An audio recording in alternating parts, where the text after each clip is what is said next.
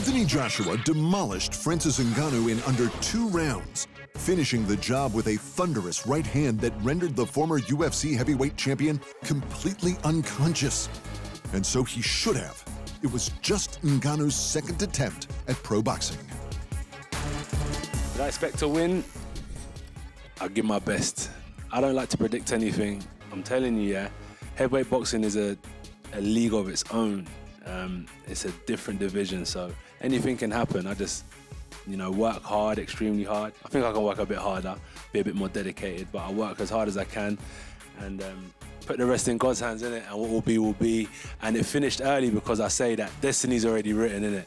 So if it was meant to go, then it was meant to go. If it was meant to go 10 rounds, it was meant to go 10 rounds. If I was gonna win, I won. If I wasn't, I wasn't. I don't overcomplicate it. We got the job done. And you know what's the best thing? Is I can get back to the gym and build on another solid training camp, and then I can get back in the ring and do another job. That's what I'm happy about. The hope for fans of the sport is without doubt that AJ gets back to training in preparation for a genuine contest. Because if everyone is honest with themselves, this was anything but. Ngannou had earned this fight against the former 2-time unified heavyweight champion with a split decision loss in what was essentially a glorified exhibition match. That loss, however, was to the lineal boxing champion Tyson Fury in a showing from Ngannou that was much better than anyone had any right to expect. Even Fury, who was ringside to see who he may have to face one day, couldn't help telling Ngannou he's not up to scratch. To this, Ngannou let the Gypsy King know who would win in a real fight. I tell you, your only chance is in the ring, in the boxing ring with the boxing rules. When you step off of that ring, you better stay 5 meters away before I stuck your because if I lose it, you're gonna have a really bad time, my friend. Respect the fact that boxing is protecting us, and the rules of boxing is protecting us. Because out of that, without that, you are nothing in front of me. I beat you every day, twice on Sunday. Despite his Fury bout being a non-title 10-round bout, Ngannou did enough to convince the boxing boards that he was a legitimate contender and that he was ready for an eliminator with AJ. I really think I haven't shocked the world.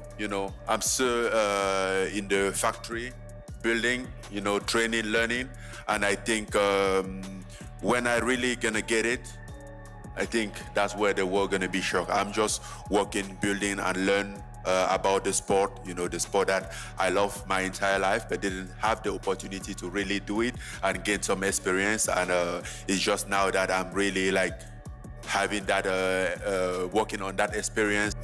For those in the know, this all felt like an easy payday for AJ. The British fighter had fought and beaten a host of heavyweight champs over the past decade, including the great Vladimir Klitschko, Joseph Parker, who was fighting in the co-main event, and Andy Ruiz. So a man with just one semi-professional bout to his name should have been relatively simple, even with Ngannou's vaunted power. But AJ had to sell it, and he couldn't afford to lose. I know what I'm up against. I look at all these small details, but I spar, I do my film study, all that type of stuff. I keep it professional, but on the night, that's different. All that textbook stuff goes out the window, and you just gotta be relentless. Give it your best. It's already written in the stars what's gonna happen. I'm just gonna follow my destiny. The fight was particularly important for AJ, because a win should earn him a shot at the winner of Tyson Fury and Alexander Usyk, who are set to fight this May 18 for the undisputed heavyweight championship of the world. We're not looking past this fight. This is my main focus. So the incentives and all that stuff is just to win. That's it. Just focus on my game plan and what I gotta do. It's not often you see Anthony Joshua come into a fight as the smaller fighter, while the 6'6" Englishman came into the bout looking shredded at 115 kilos or 253.4 pounds. The slightly shorter 6'4" Ngannou weighed in at 124 kilos or 272.6 pounds, and that extra bulk looked to have been pure muscle. But as the world was soon to find out, the sweet science is about more than just might.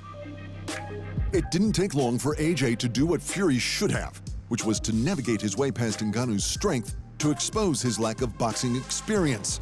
Joshua scored his first knockdown in round 1 when the Cameroonian attempted to switch stances. Yeah, he's very strong.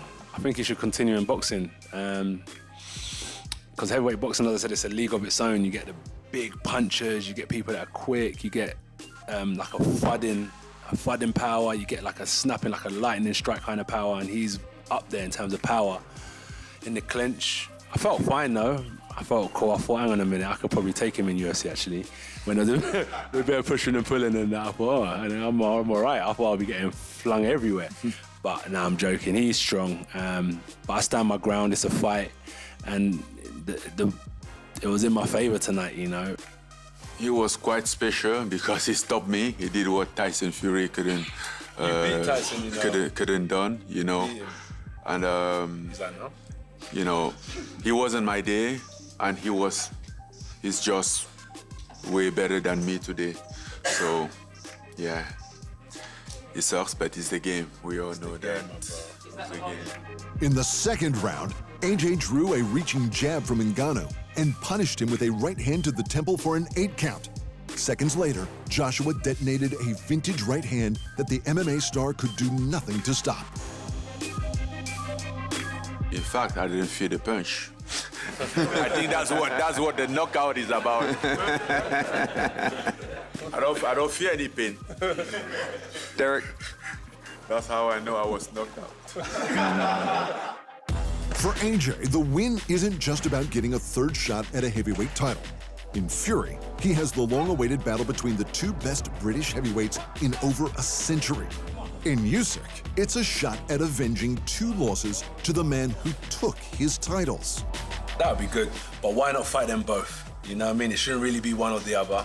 I should have the opportunity to compete with them both, and also, not just those 2, there's so many other fighters that I want to compete with, but since you're asking me about the winner, I think both of them are very credible fighters, and I'd love the opportunity to face them at some stage.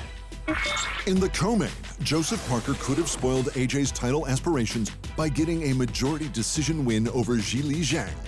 The win saw him claim the WBO interim heavyweight title, which comes with a possible mandatory title challenge. In other heavyweight news, at least sort of, Mike Tyson has been coaxed out of retirement for another exhibition bout, but this one is going to earn him a stack of cash. The man who has lured him back into the ring is none other than Jake Paul, because who else? Tyson, a boxing Hall of Famer and one of the most feared figures in the sport's history, was last seen in the ring in 2020. That was for his exhibition bout with fellow Hall of Famer Roy Jones Jr. Iron Mike looked to be in remarkable shape, and he was swinging punches for the full 10 rounds. But he was 54 at the time, and he couldn't put away the 51-year-old former multi-divisional phenom. For this Paul fight, Tyson will be 58, but that likely won't affect his box office numbers. I don't look at like... That's because Jake Paul, who at the age of 27 is more than 3 decades Tyson's junior, continues to fight men who aren't up to his ability. They want to see him lose. But does that mean Tyson, who hasn't had a pro fight since losing 2 straight in 2005, is? Paul made his name by beating the UFC welterweights Ben Askren and then Tyrone Woodley, before beating the UFC middleweight GOAT Anderson Silva. Meanwhile, Tyson couldn't finish Jones Jr., whose last pro bout was a loss just last year to the former lightweight UFC champion Anthony Pettis. So Jones lost to a lightweight MMA fighter, and Tyson couldn't beat Jones. Still, the world will pay to watch Tyson get his chance at getting one more knockout, especially if that comes against Jake Paul.